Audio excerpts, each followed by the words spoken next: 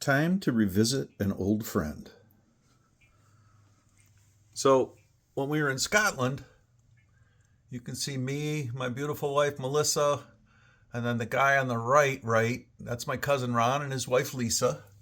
And the guy that looks like a rough and tumble Scotsman rugby player, well, it's because he is a rough and tumble Scotsman rugby player. His name is Derek.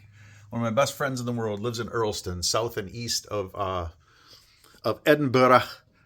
So that was standing out in front of the Bruichladdich distillery, which I just said that wrong because they corrected me at the distillery. It's Bruichladdich. And this was taking a picture by the roadside, and there was a boat club out there. And this is early September, so it was getting towards the end of the season for them. This boat was called the Ginger. This boat was called the Marianne, and this boat was called the Professor, and this boat was called Gilligan's Wreck or something like that. It was really cute. I couldn't zoom in close enough to get those, but we could see them barely with the naked eye. So I want to now switch this around, and I'm going to do a review of an old friend. I want to, like I said, do a review of an old friend here. I went to one of my classic liquor stores on the way back from dropping off some handshakes for Stephen Overlay. And I have never seen it less than $51. So I kind of had to jump on this. I almost bought two. But anyway,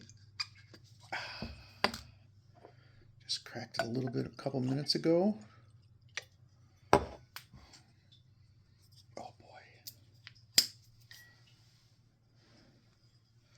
Guess I'll set that here. Their name is so long, you have to actually turn the bottle about 355 degrees in order to see the whole name. Anyway, this is the classic Laddie. This is unpeated. No peat whatsoever. It's aged 10 years. And to give you a little bit of the background of the story, resurrecting our Victorian distillery in 2001, they were originally founded in 1881, and they went through a lot of turmoil. And Scotch, A Golden Dream, is an excellent documentary. It's on the life of Jim McEwen, and he worked for Bowmore for 25 or 27 years, and then he brought Bruichladdich back to its former glory, and then even more. The guy was brilliant. Between peated and unpeated scotches, he's an actual master. He's kind of a rock star in his field. Like I said, aiming to make the most thought-provoking spirit possible, we introduced the idea of terroir into whiskey, like they do for wine. They advocated for total transparency and challenged the origins of flavor. And we discovered that the whiskey can be more than just a drink. It can be a positive force for change as we continue to reconnect with the land and the thrill. But the biggest thing here is they said, in our endless pursuit of flavor, we've championed whiskey's essential raw ingredient, barley. Because as you all know, Scotch and American single malt have a 100% barley mash bill. We've sourced our crops from inside Scotland and put flavor and farmer first. With those farmers, we have shared in the risk and the reward of seeking the best from the ground up.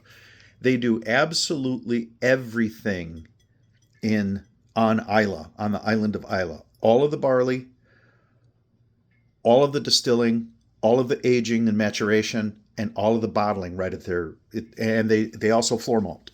So they're kind of old school. So let's get into the nose.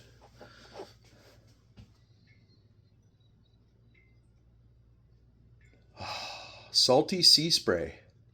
It's not peated. This is salty sea spray. It is bright apricot. Almost a citrus note, but not quite.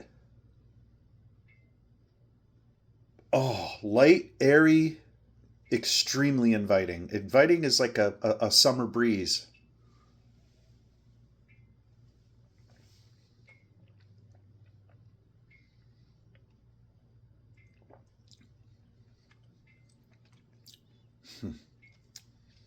Yeah. This is a classic Scotch. It's on the drier side, but in the second and third sip, the honeyed sweetness on the back end is going to come through a little bit.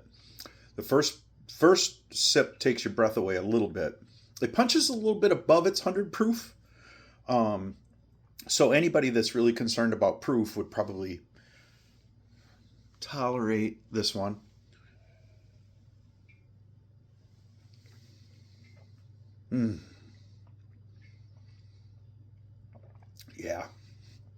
Yeah. This was one of the first super serious scotches. This isn't for beginners. You could try it in the first time if you want.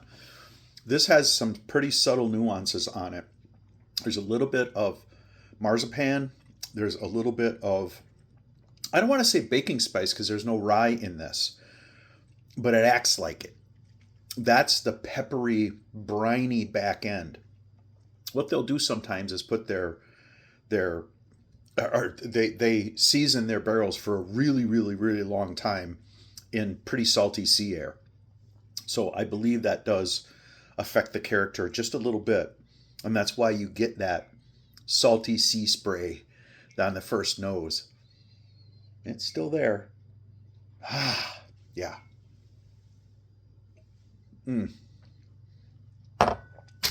Is and will always be one of my favorites. Thanks for listening.